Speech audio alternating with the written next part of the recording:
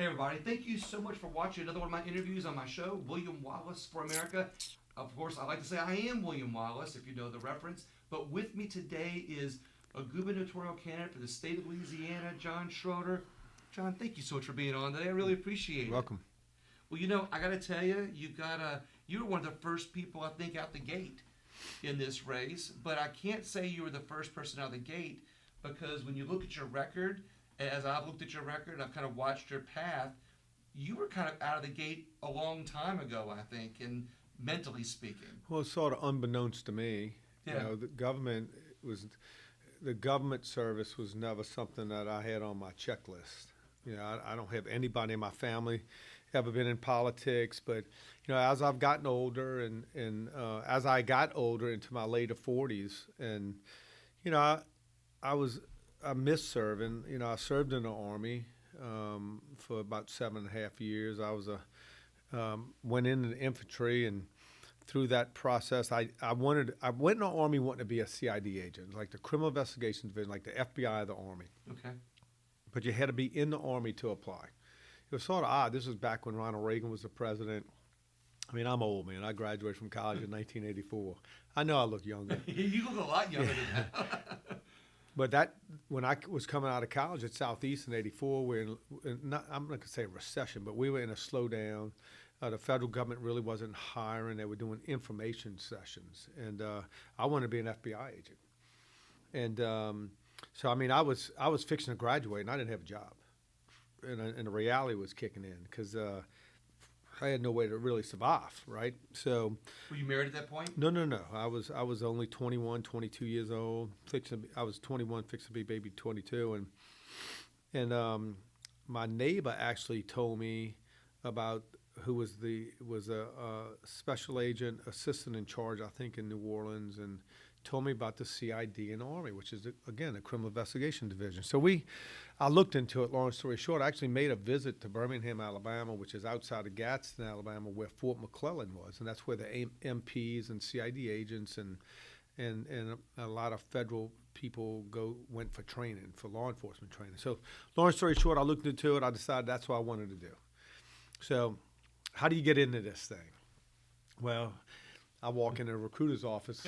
Look, I'm graduating like in 4 weeks. I walk in a recruiter's office in downtown Hammond, and you talk about the ultimate hook, line, and sinker. Oh yeah, been there. So, excuse me. So, I walk in and I tell the guy what I wanted to do, and he says, "Well, you gotta have a college degree, and you got to be in the Army for 2 years." I said, "Well, I got a college degree." He said, "Really?" I said, "Yeah." He didn't believe me. He says, not very many college degree guys in 1984 walk into a recruiter's office and say, "Hey, sign me up." Some of it was a naiveness. Some of it was sort of the way I was brought up. There was no gravy train waiting for me. You know, I had to go make it. So I literally signed up. This is how I decided what I would sign up for in the Army. Because you had to be in the Army for 2 years and have a bachelor's degree, which that was very uncommon back then. So I said, what will I get ranked the fastest? You would be general, right? Yeah. And he said, infantry. Sign me up. So stupid me. I signed up for the infantry. But look, I was a PFC when I went in. I was a Spec 4 right out of basic training, 16 weeks, because infantry, you go through 16 weeks of straight basic training at your infantry unit. I went to Fort Benning, Georgia in the middle of summer, graduated in May and went to the heat of summer at Fort Benning, and I came out as a Spec 4, and I was a hard stripe as soon as I was eligible, because as a Spec 4, with a college degree, they put me in the military intelligence section. And I was filling a slot for E6, E7. And I was, you know, it was just very uncommon for somebody to show up at the headquarters I remember the captain sitting me down and said, "What are you doing here?" Yeah. And I told him what I wanted to do, and he said, "Oh, well, it makes sense. So I'm going to help you." So he put me in the military intelligence. I worked there for about a year, and then made an introduction for me to the CID office at Fort Campbell, Kentucky, the 101st Airborne.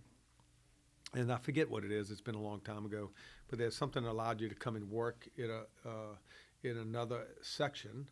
and they did. So my infantry unit basically lent me to the CID office, and I worked in the office. I bought drugs undercover on the drug team, and sort of started my law enforcement career without actually being an agent. So I basically worked for them, and eventually went to CID school. Had a great career, but my retina hemorrhaged when I was about 29, and came back home to Louisiana. I did take a job with the sheriff's office in Ascension Parish for a little while, working as an undercover narcotics detective, and eventually got into the business world when I was about 31, 32. When'd you get married? 1985. Married my college sweetheart.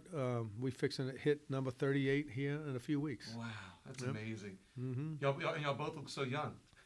It's that good living. Let's talk about that good living. Let's talk about your business experience, because that's one thing I think that people don't really realize about you. How much business experience you had before you actually went into elected office. Yeah, look, so I had two careers. Not very many people can say they had two careers. I had a law enforcement career. My degree was in criminal justice. I worked all kind of felony crimes, from trafficking, human trafficking, to drugs, street crimes, vice, white collar crime. I had experience doing it all, but I excelled in the undercover world. I had that S on my chest and thought I could chase people around, and which I did. But I really enjoyed that career. And but I tell people this all the time: crime fighting is a lot more than just arresting people. And you have to do a very good job at deterring crime, and we did that at our level. And it was more about preventing the crime from happening, because putting somebody in jail and dealing with on the back end is way more expensive than creating a deterrent up front. So that's important. And I do believe that the next governor of Louisiana is going to have to take a critical role in crime fighting. And I'm not saying go put on a gun and go out on the street every night, but needs to lead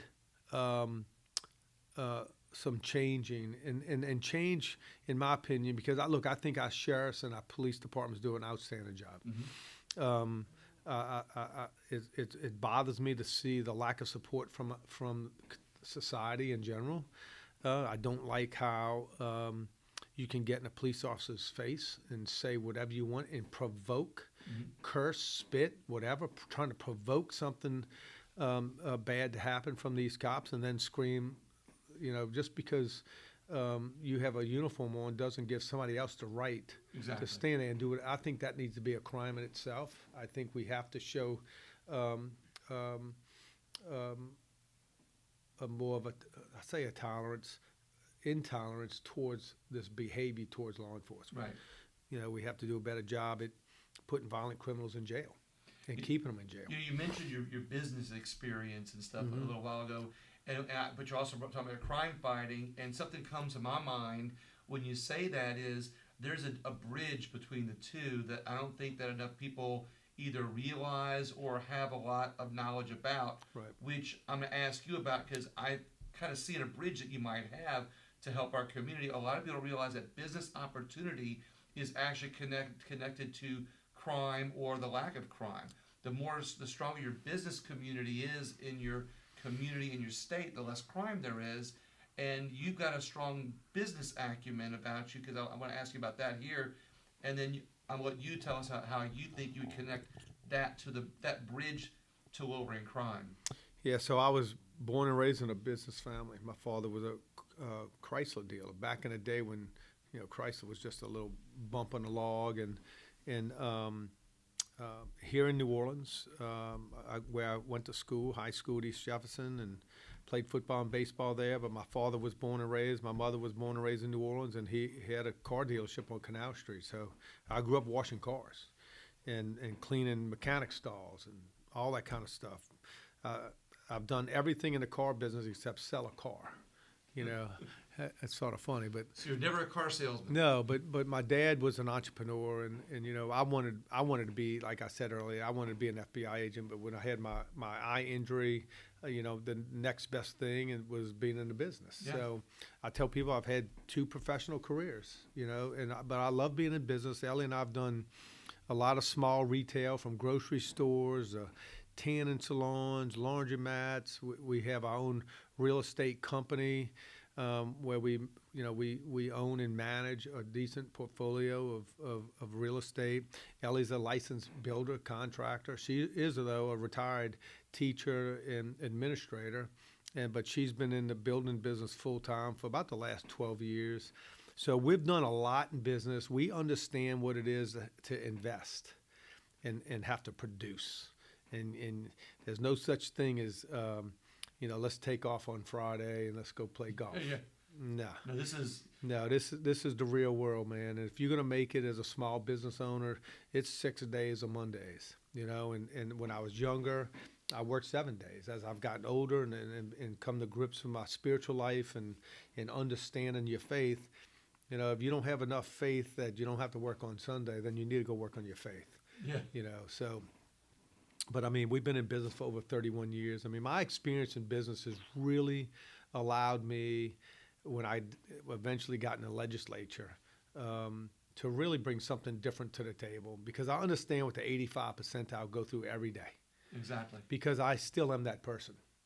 You don't just flip a switch and become a guy that likes to save. Mm-hmm. And nobody does it because they like it. I was taught many moons ago that it's not what you make, it's what you save.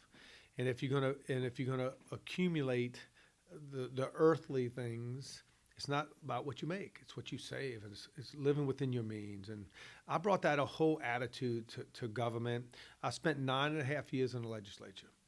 But all my business experiences helped me tremendously, because I watch government do things every day that you would never, ever do in your personal life. Exactly. And because I ask that a lot. Why do you do that? My wife, it drives her crazy. Like I said, we'll be married 38 years here soon, because she runs our businesses now. And when I got more and more, especially when I ran for treasurer, and just started my 6th year, I'd come home on Saturday mornings. Every Saturday morning I'd go to the office, and I'd call her up, and I'd say, Ellie, why did we do this?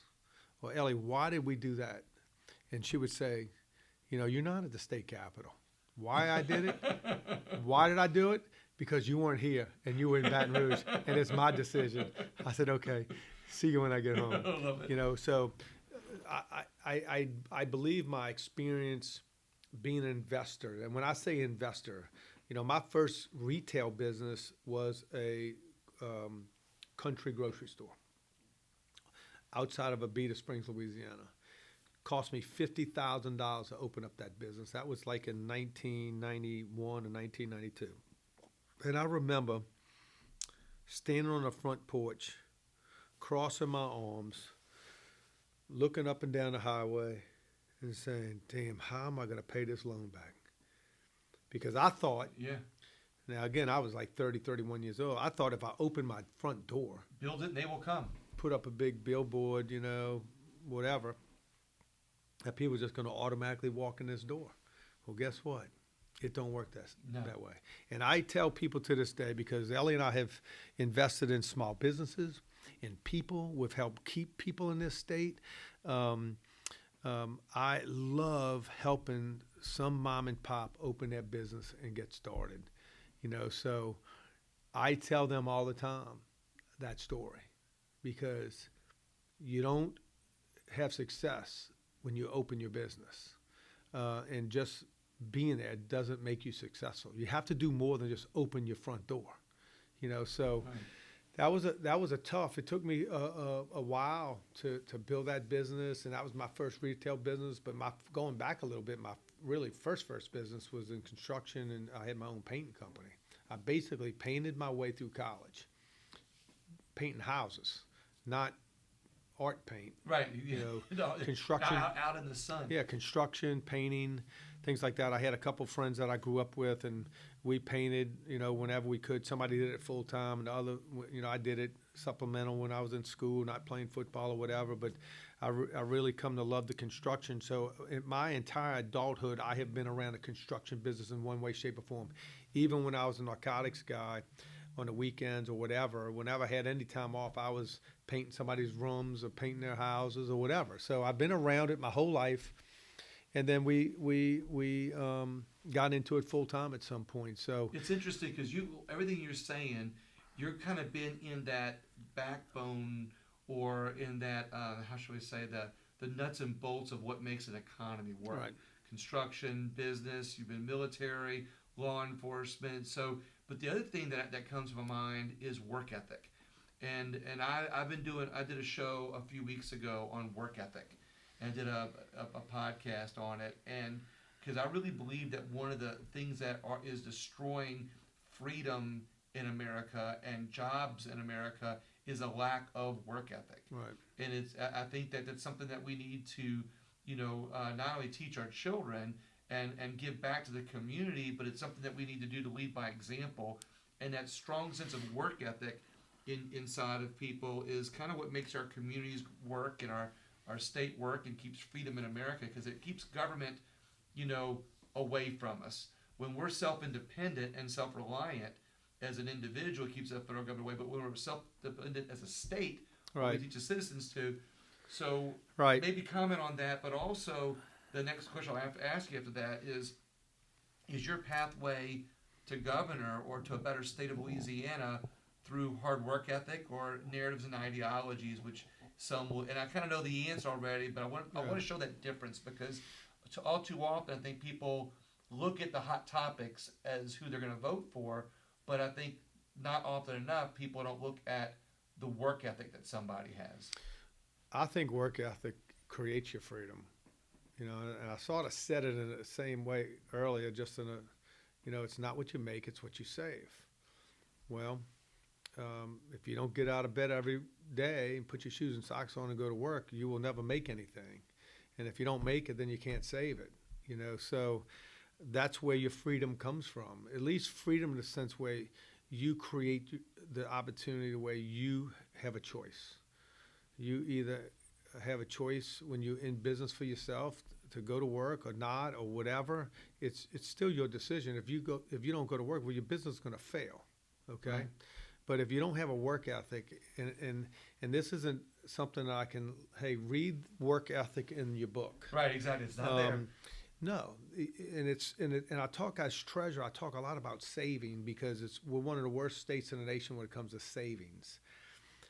You just don't walk in to any place and decide, you know what, I'm going to start saving money today. Yeah. It's a culture. It's a way of life. That's something that you were taught. It's a discipline. You had to be disciplined to do it. I call it a discipline. That's how I knew. We were a poor family. We came up. We were 5 of us, 7 in the family, 5 boys and girls, small house. And even when Ellie and I got married, my first home in Louisiana was a trailer in the sugarcane fields back in Bruley McCall, outside of Donaldsonville, Louisiana. And that was pretty tough for a city boy. Wasn't that big of a deal to Ellie. She grew up in that environment, and you talk about people who have a work ethic. I mean, when they eat what they hunt, they eat what they grow. I ate in what I bought from the grocery store. Well, you keep those say. I tell people, I hunt and fish at Bayou Rouse's. But I enjoy hunting a little bit. I love cooking. It's probably you don't get this kind of figure without liking to eat. But I love cooking. But you said something about freedom. You create your freedom. And somebody else doesn't create your freedom. Now, I was in the military. I defended our freedom, but I didn't create your freedom. You create your freedom. And that's very important, and it's something not taught in our families today, and that's not something that a governor or a legislature or any leader is going to change overnight. But we have losing that culture that you have to work for what you get. You have to get out of bed every morning and put on your shoes and socks and go to work, and not wait around for somebody else to pick you up to go to work or do something for you. I've walked to work. I've walked to work as a full-grown adult with children and had to walk to work because my truck wouldn't start. Yeah. So I think the difference between me and a lot of people, I've never lost that culture. I am that person. Yeah. I get fussed at by my staff all the time. Well, let somebody else drive you, or let somebody else do this, or let somebody do that. Man, you, as the state treasurer, you looking at the guy that that's the driver, that's the security detail, and the guy that washes your state vehicle once a week. You know, but because that's what I am. That's what made me what I am. Now, but through the grace of God, He gave me the perseverance to do that. Because, man, that first time I opened my first business, you know, getting in the painting business and construction business was easy because that was just, it was labor.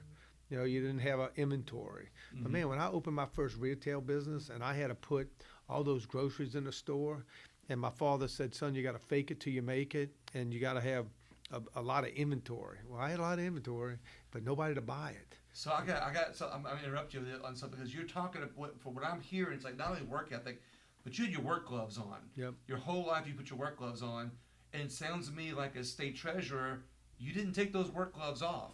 No, I get fussed about it all the time, but So, you know. so what have you done in the treasurer's office besides washing the car? Yeah. And, you know, Somebody said, wouldn't you have better spent your time if you didn't do that instead of doing something else? I said, no. I mean, look, that is what I grew up doing, and that's what made me the man I am. My discipline, my work ethic, and you know, money doesn't grow on a fig tree, and you know, just treating a penny like a dollar. And you know, when I decided to run for state treasurer, I had already served 9.5 years or so in the legislature. And I tell people my public education system that I grew up in, I'm a product of. My wife is as well. You know, my military background and my crime fighting background. As I said earlier, my degree was in criminal justice and then business. But my government experience has really helped me and really created the opportunity for me to even talk about running for governor, and now running for governor because, man, I saw it. I saw it firsthand. Yeah. I see what the problems are, you know, and honestly, the problems are big, but they're not hard to start improving. You just have to have the mindset that you're going to go to work every day and start improving and moving us back up the hill, because it is pushing the ball uphill. But I spent, you know, my almost 10 years in the legislature. I was in the on the appropriations committee for about 8.5 years. So you see where the money's being spent. Yeah, man, I was there during all the tough years under Bobby Jindal. I saw. You know, I used to fight. I got kicked off the appropriations under the Republican leadership there because I questioned everything, and it needed to be questioned. I believe that's part of the process, being transparent and hold yourself accountable. Because, look, I used to say this in 2008 when I first got elected to my first political position in the House of Representatives, that people were losing faith in the process. And as a veteran, that sort of bothered me. Yeah. Now I say people have lost faith. I mean, I spend more time trying to convince people that it's fixable. Yeah, they just have lost faith. They don't think it's fixable. I've had legislators ask me that. It's amazing to me. Excuse me. But you know, I told somebody recently who asked me, I said, well, why did you get out of bed today? You know, if you don't think life is fixable on a daily basis, why do you get up? Right. You know, I get up every day with a glass half full. And I'm not perfect. I don't have all the answers.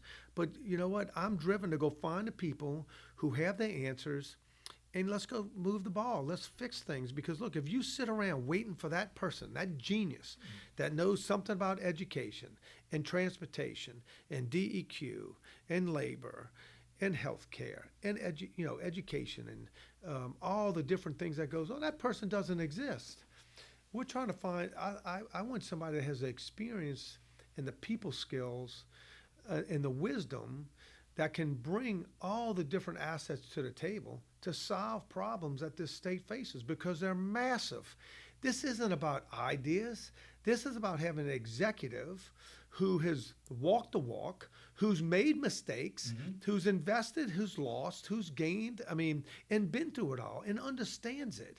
That can worn the work gloves. Yeah, but can get in a boardroom and bring the talent to the table that can fix these problems. And I got to tell you, man, one of the problems I see at government is we need government to react more like entrepreneurship does, because we're going to have to entrepreneur our way out of some of the problems that we have. They're not going to just fix themselves, and we can sit back and wait for that to happen, you know. But what I see happen a lot is we're doing things for today and don't really pay attention about tomorrow. And when I mean tomorrow, I mean today is what, Thursday? I don't mean like tomorrow, like Friday. I mean like tomorrow, like 10 years from now. Exactly. Or maybe 15 or 20 years. What are we doing today, and how is it going to affect tomorrow? The trees that we plant today are not the trees that we're going to Right. sit under the shade. Right. The trees that we plant today are the trees that our grandchildren are going to sit under the shade of. And look, I've taken a lot of heat over the years for bringing up topics that are tough to talk about. You know, dedicated funds. Again, not a new idea, but it's been a problem for as long as I've been around. You know, our retirement systems. Some of our retirement systems don't make it into the next generation, in my Unfunded opinion. liabilities are probably heavy. Well, it's that is actually getting better, but I mean, we have a decline in workforce. You know, and the only way these retirement systems work long term is if new employees are coming in. Right. You have to have a pipeline. Well, that pipeline is changing. You know, technology is changing.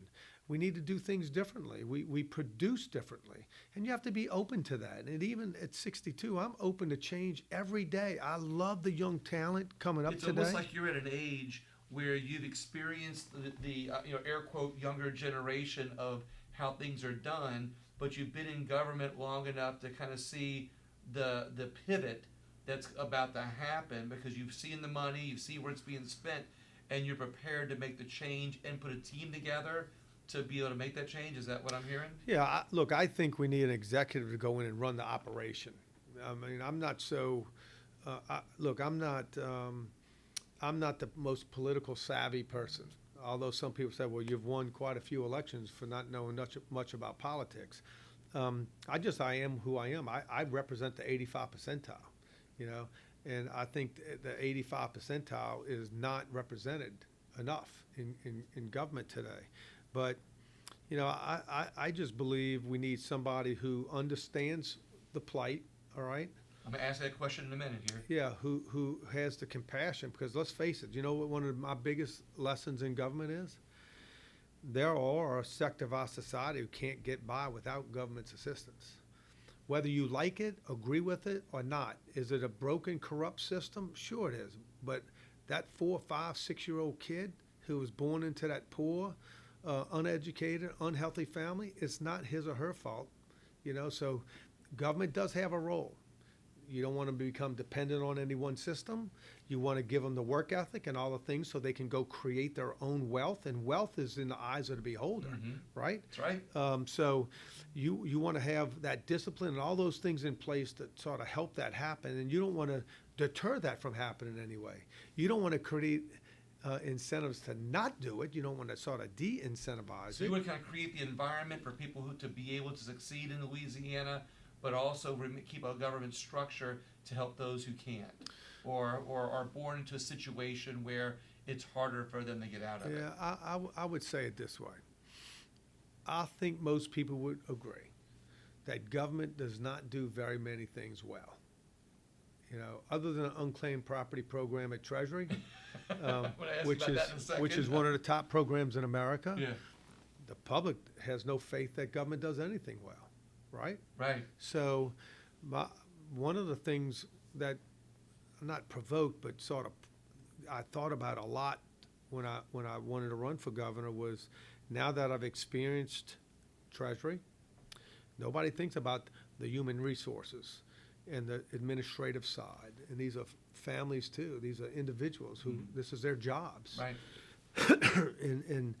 and putting all that together to where government can function in a way that people trust us.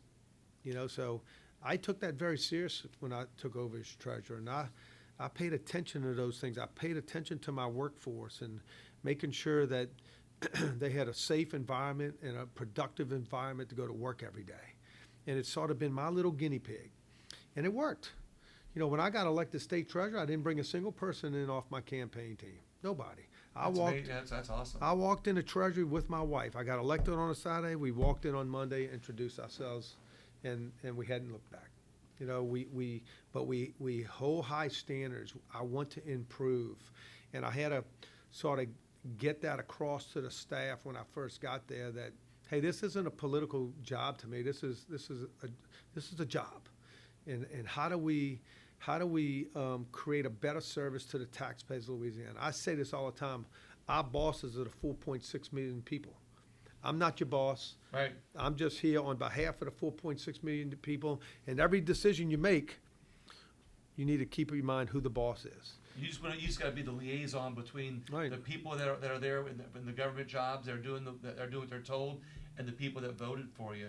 As I segue into some of the final questions to ask you, because I want to find out what some of the biggest problems in Louisiana that you see and how we fix those problems. I'm going to ask you last about freedom, but I also want to know, my last question is what people want to see is what makes you smile.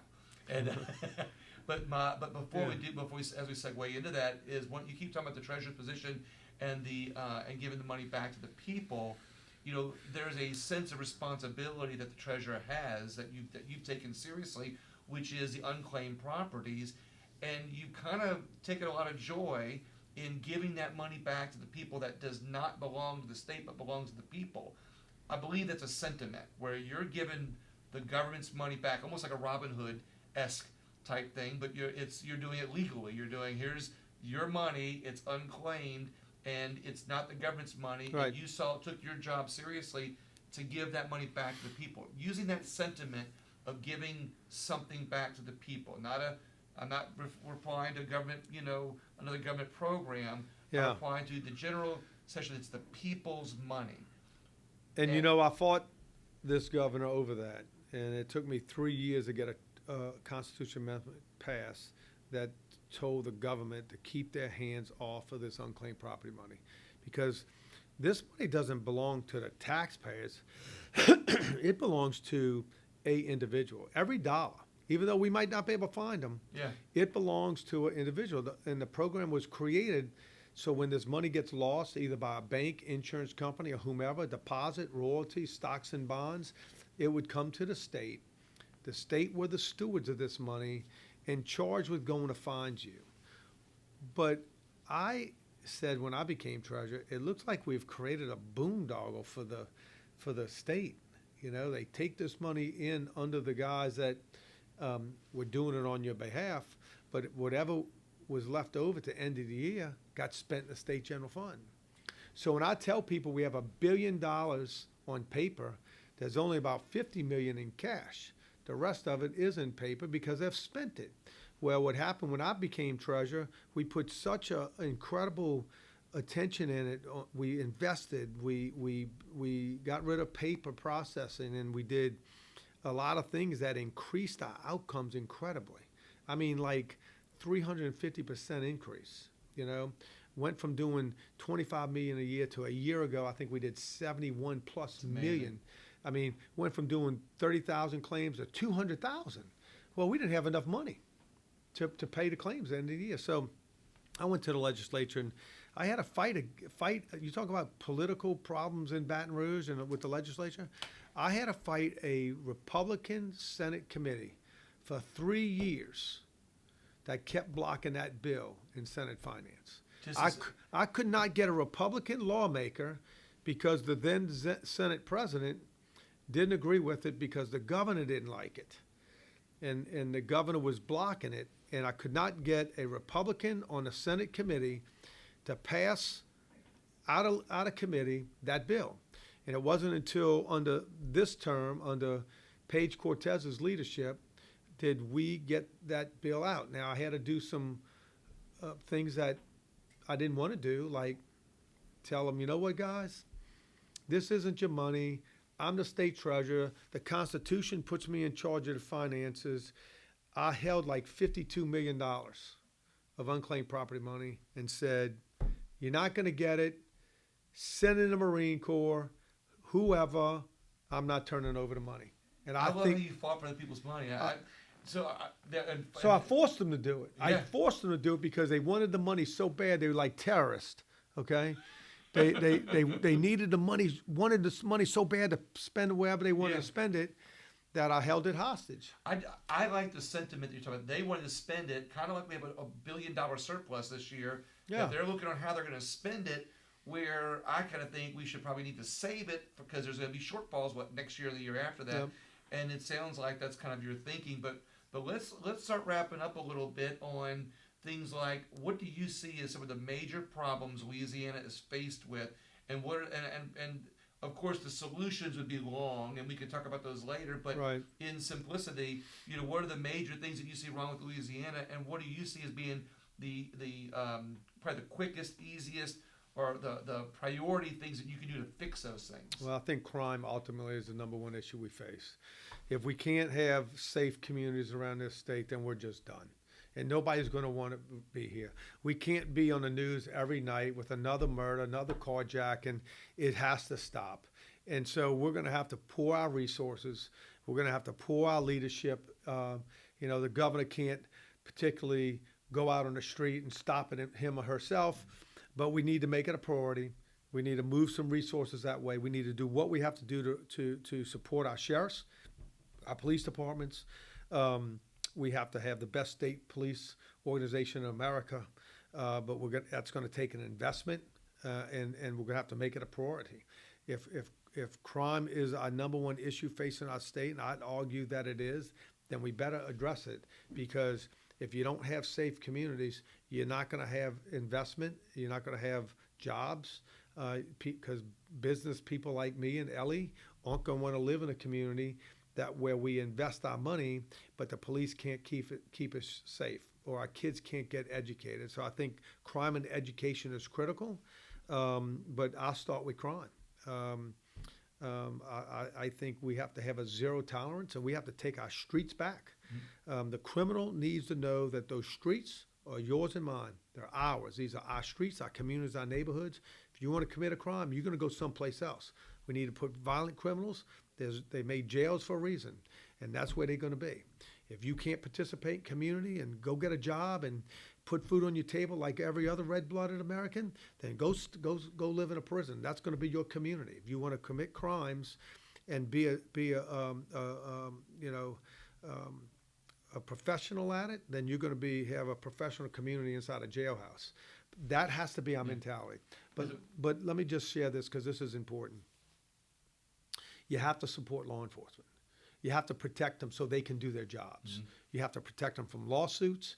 But I'm not saying you shouldn't have discipline or outright get rid of people who aren't good at their jobs.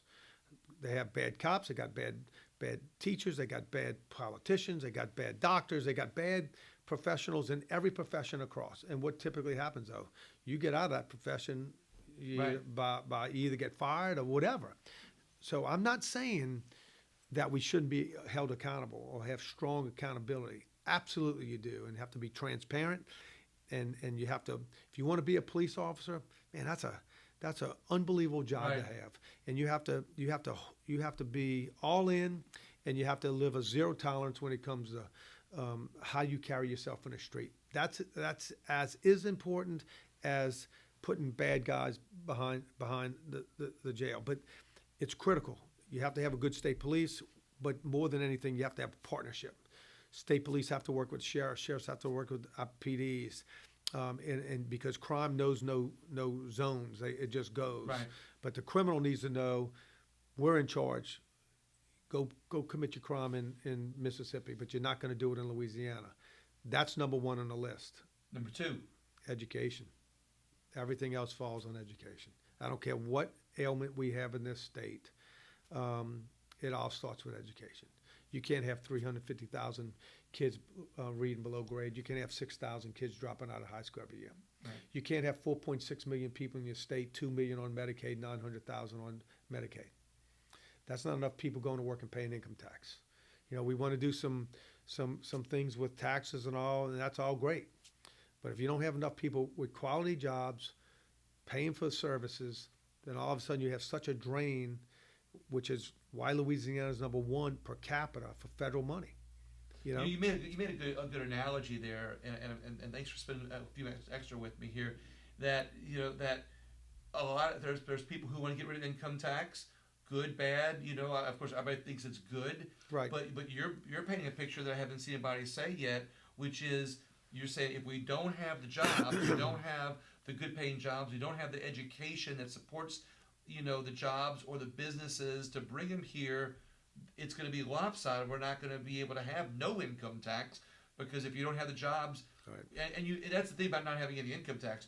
You have to have good paying jobs where there's where it's keeping money flowing and keeping people in Louisiana, coming to Louisiana, Right. and businesses come to Louisiana, or the seesaw, if you will, isn't going to be balanced Right. with no income tax. So look, I believe we Long do. way for me to say it. Yeah. But I believe we do need to get rid of income tax. How we do it is going to be the task, and it's going to that balance. It's going to be a big task. I think income tax makes up probably 40% of our income. How are you going to replace it? And when people say they want to get rid of income tax, I say I agree. I think in general, the perception is, if we're going to compete, which I don't necessarily disagree with, the perception is not having a state income tax will help that. I don't disagree with that. But let's talk about how that happens. Because I only have 4 years as governor. I don't have 14 years. Yeah. Okay? How do you do that? That's going to have to be implemented over a long term, because you're not going to be able to just replace it overnight. We're already sitting at either the top or second to highest sales tax in America. Oh, that's So, right. Yeah. so where do you go find this money? And it's funny that you asked me this question. I was speaking the other night in Justin Parish, and somebody asked that question. So I said, I'm for getting rid of income tax, but let's talk about that's old news now. I think a lot of people want to get rid of Right. it. How do y'all want to pay for it? Raise your hand if you want to pay state property tax. Raise your hand. And I looked around the room, 150 people in the room. Guess how many people raised their hand? Zero? Zero. I said, who wants to have the highest sales tax in America or pay more sales tax? Raise your hand. I just want, for the record, note, for those that are sitting in the front, nobody in the back raised their hand. So I guess my point is this: everybody wants to do it, but the devil, you talk about the devil in the detail. We have this attitude in Louisiana. We want stuff, but we don't want to pay for it. Yeah. So we're going to have to go through that process. I do think there's some savings, some efficiencies, especially using technology, which I still believe that this state is sort of stuck in with Fred Flintstone in the Stone Ages sometimes when it comes to technology. I think all these surpluses and extra money we should be invested in our technology to where you could use multiple ways of paying a bill in this state rather than having to send a check or having to use cash. We're sort of behind the times from technology, and we need to invest, and people don't like this. We need to invest in government so it can perform better. Problem is when you tell people you want to invest in government, I don't know if I want to do that. You don't want to make it bigger, you want to make it more efficient. I think through technology, just like the unclaimed property program was ranked 37th or so out of 40 states, and last year we were number 1, okay? But we had to invest about $300,000 in technology and got rid of the paperless process, where you can now submit everything online. So probably 90% of our claims now, like that. Yeah. I mean, it's simple. Well, you've got that. So what about a couple last questions? Yeah. We got an outward migration problem and an inward migration of business problem. Is there a magic bullet for those two? No, there's no magic bullet. We didn't get here overnight. We're not going to get out of it overnight. And I tell people all the time, if you're looking for the magic bullet, man, I'm not your guy. I mean, I'm here to, first you have to know what your problem is. So somebody looks at your work ethic over the Yeah. years, they can know they're going to expect that if you're in the governorship to be able to do what it takes to get to that point. Yeah, if I'm the governor, just like if I'm treasurer, if you want to see me, then come find me working. Because I love working. I'm blessed to be able to step aside from our businesses and do this and give it all I have, 110%. I mean, God gave me 24 hours. I use about 18 and 19. But you asked me earlier what makes me smile. Yeah. Grandkids. Grandkids. I love it. So I told my kids a few months ago, are we either going to be the governor of Louisiana, the first family of Louisiana, or I'm going to have a lot of time to play with my grandkids because it's 62.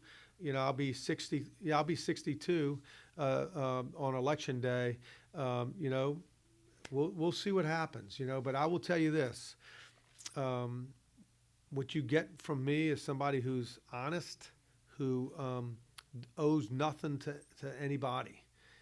my decisions are based on what is the best thing for Louisiana. When the doors are closed, what I say and what I do are the same when the doors open. And I will restore faith and trust in this process. I've done it as treasurer. I did it as a legislator. You may not agree with me, and I look. Just ask my wife. I'm far from perfect. You're not married 37 years by being perfect. It is about compromising. It is about communicating. I can be hard-nosed when I think we need to push. I know what that is. And that's one thing about being a little older, because you're a little wiser. Right. You know when to push, when not to. But if we can't learn how to work together, aside from politics, we're never going to fix this state. The governor has to work with the legislature. The legislature has to work with the governor. It can't be your idea or my idea. It has to be about us. It has to be about our ideas and what are we going to do to fix problems. When I get asked, what are you going to do about ABC City? I look at that person and say, what are you going to do? Because if you think the governor has the answers to fix all the ill wills that we have in this state, we're done. We have to obviously bring some tools to the table. We're going to have to prioritize. We have to have some priorities. Everything cannot be your priority. But I would tell you that's another big problem this state has. I'd buy you a cheeseburger today if you just showed me what the state's priorities are. It Nobody sounds really like knows. you're willing to put together, and it's more of a question, a team for each problem, each scenario, each problem the city might have, and put a team together for each one instead of some blanket idea or some magic bullet.